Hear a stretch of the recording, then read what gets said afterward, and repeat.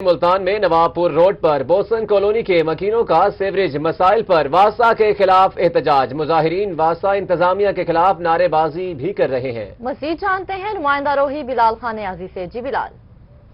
جی بالکل، ہم نوابپور روڈ پر Bosan colony Bosan stop پر یہاں پہ موجود ہے، جہاں پر کالونی کے لوگوں کو شدید مسائل کا سامنا ہے۔ سیوریج کے مسائل ہیں یہاں پہ، ان کا یہ کہنا ہے کہ آئے روز یہاں پر پانی آ جاتا ہے، سیوریج کا گندا پانی، جس کی وجہ سے ان کی زندگی محال ہو چکی ہے۔ یہاں کے مکینوں نے ابھی احتجاج بھی کیا اور واسا حکام کے خلاف شدید نعرے بازی کی۔ ان کا یہ کہنا ہے کہ کئی بار کمپلینٹ درج کرائی لیکن ان کا مسئلہ حل نہیں کیا جاتا، مستقل اس کا حل نہیں نکالا گیا۔ ہمارے ساتھ مکین بھی موجود ہیں، ہم ان سے بھی بات کرتے ہیں ان کے کیا مسائل ہیں اور اس پہ کیا کہتے ہیں۔ یہاں پچھلے 1 ماہ سے ہم اس مسئلے کے شکار ہیں اور اس کے لیے ہم نے سارے محلے والوں نے ایم ڈی واسا کو، ایکسین صاحب کو، ایس ڈی او صاحب کو بارہا کمپلین کی ہے۔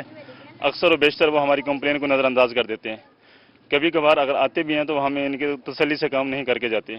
ہمیں انتہائی دشواری ہے، خاص طور پہ جب ہم لوگ باہر سوتے ہیں، ہمارے بچے، ہمارے بوڑھے سب، تو مچھروں کی بھرمار کی وجہ سے، خاص طور پہ ڈینگی مچھر سے ہمیں بہت زیادہ ان کا ڈر لگا رہتا ہے، جس کی وجہ سے حکومت پاکستان نے چیف منسٹر صاحب نے کروڑوں روپے لگائے ہیں۔ تو ہم کہتے ہیں کہ یہ کم از کم ہمارا جو ان کے بنیادی مسئلہ ہے، سیوریج کا مسئلہ ہے، اس سے ہمیں نجات دلائی جائے۔